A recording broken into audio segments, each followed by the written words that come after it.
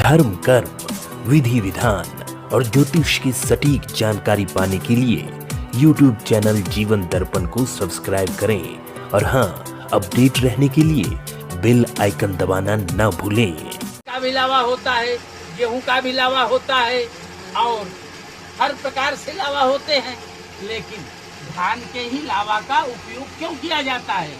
धान की लावा के उपयोग से नव दंपति को ये सीख मिलती है, जैसे धान के बीज को तपते हुए बालू में डाल दिया जाता है और उस तपते हुए बालू में जाने के बाद में ये धान अपना रूप परिवर्तित कर देता है। सामने हाथ में लेकर के देख लीजिए, लेकिन उसका छिलका साथ छोड़ता कितने भी आग में चला गया, तपते हुए बालू में चला गया, लेकिन साथ छोड़ता नहीं है। उसी प्रकार से नव दंपति को ये सीख मिलती है, पत्नी चाहे जितने कष्ट में रहे पति को साथ नहीं छोड़ना चाहिए, और पति चाहे जितने कष्ट में रहे पत्नी को साथ नहीं छोड़ना। ये पहली सीख मिलती है। दूसरी सीख क्या है?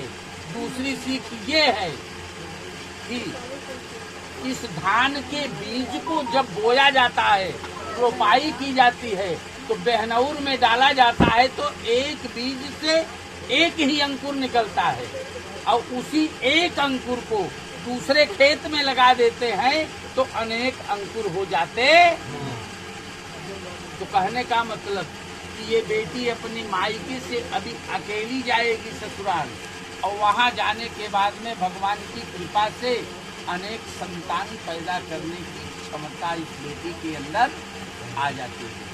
ये विवाह की परिभाषा है, समझ रहे हैं? अब पंडित जी ने 7 वाक्य कहा है और 7 वाक्य कहा है। उन 7 वाक्यों के एवरेज में लड़के की तरफ से मैं 5 वाक्य करा। 5 वाक्य क्या है और 7 वाक्य जो बेटी कही वो क्या है? बेटी ये कही कि आप मेरी बात को मानेंगे तब मैं अपने वाम भाग में आऊंगा। तो पहले ये जानना है कि वाम भाग है क्या चीज। जैसे अभी तक बेटी दाहिने भाग में बैठी हुई है, जब तक दाहिने भाग में रहती है बेटी, तब तक उसे संतानोत्पत्ति करने की क्षमता एक्टिवेट नहीं होती। इसीलिए पूजा पाठ के समय में पत्नी को दाहिने बैठना चाहिए, लेकिन सैया पर सोते समय पत्नी को बाएं रहना चाहिए। इसी को वाम भाग कहते। जब तक पत्नी वाम भाग में नहीं जाएगी, अधिकार नहीं पाएगी, तब तक संतानोत्पत्ति करने की क्षमता प्राप्त होती नहीं। अब बात ये है कि 7 वाक्य पंडित जी ने कहा, हम 5 वाक्य कहेंगे। वो क्या? क्रीड़ा शरीर संस्कार समाजोत्सव दर्शनम हास्यम परिधेयानम त्यजेत प्रोसित भद्रिका। प्रोसित भद्रिका उसे कहते हैं कि ये कह रहे हैं सुमित जी, सुजीत जी, कि जब मैं घर पर न रहूं तब बिना मेरी अनुमति का तुम्हें कहीं जाना नहीं चाहिए। कहीं भी जाना है तो मुझसे पूछ करके ही जाना है, और मुझे दबाव दे करके नहीं पूछना है। जैसे सती अपने पति शंकर से दबाव देकर के पूछी और मायके चली गई। शंकर जी की इच्छा नहीं थी मायके जाने का, लेकिन दबाव देकर के गई, और वहां क्या स्थिति बनी इसको आप समझ रहे हैं। कहीं भी जाना है मेरी अनुमति का होना आवश्यक है। ये पहला वाक्य है। दूसरा वाक्य, ये हवा में बातें नहीं हो रही हैं, गवाह है, साक्षी हैं। कौन कौन साक्षी हैं? विष्णु वैश्वानरः साक्षी, ब्राह्मण ज्ञाति स बांधवा, पंचमं ध्रुवमालोक्य स साक्षित्व ममागता। हमारे तुम्हारे बीच में विष्णु भगवान साक्षी हैं सबसे पर। अब दिमाग में बात की आती है, विष्णु भगवान है कहाँ, दिख नहीं रहे हैं। तो ये कलश जो रखा गया है, इस कलश में विष्णु भगवान विराजमान है। शास्त्र प्रमाणित करता है क्या कि कलशस्य मुखे विष्णु कंठे रुद्रः समाश्रित मूले तस्य स्थितो ब्रह्मा मध्य मातृगणा स्मृता। कलश में विष्णु भगवान रहते हैं।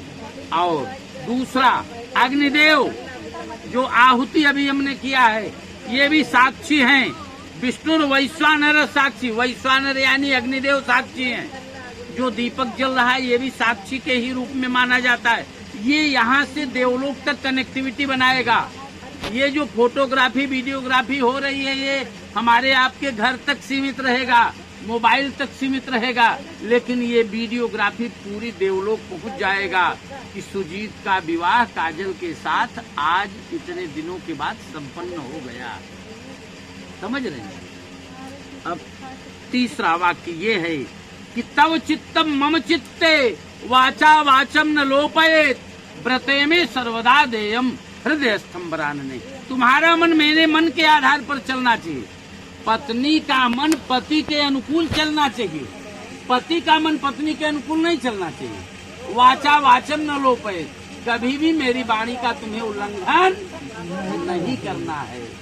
व्रते में सर्वदा देयम हृदय स्तंभरानने। यदि तुम मेरी बात मानोगी तो मैं तुम्हें अपने वाम भाग में नहीं अपने दिल में बसाऊंगा। इसीलिए बरानने शब्द का उपयोग कहा गया।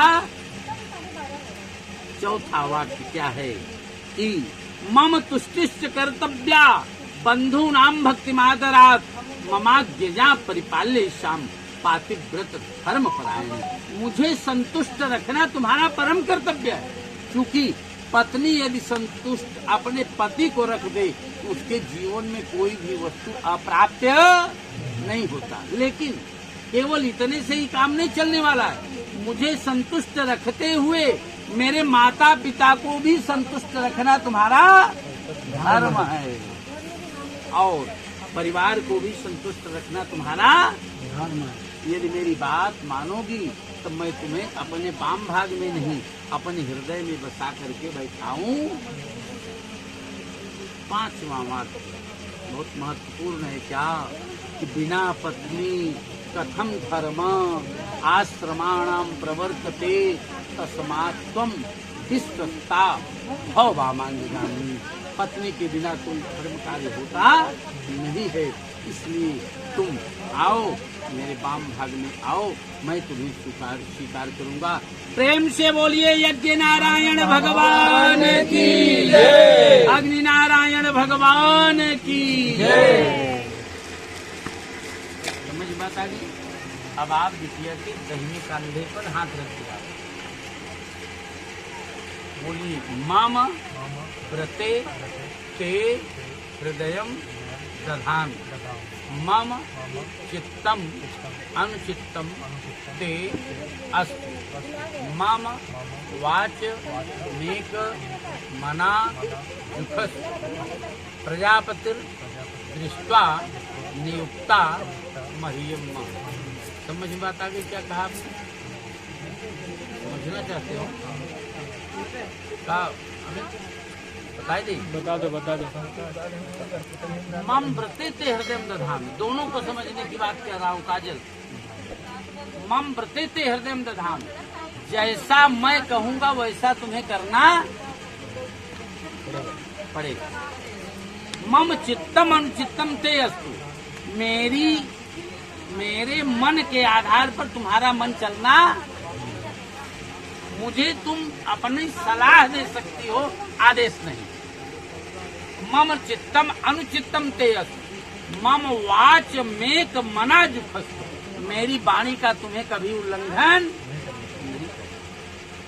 प्रजापतिर दृष्टा नियुक्ता मह्यम, जिस प्रकार से देवताओं के गुरु बृहस्पति हैं उसी प्रकार से मैं तुम्हारा पहला गुरु हूँ। वर मांगे बरांगना। हटा लीजिए आप। अब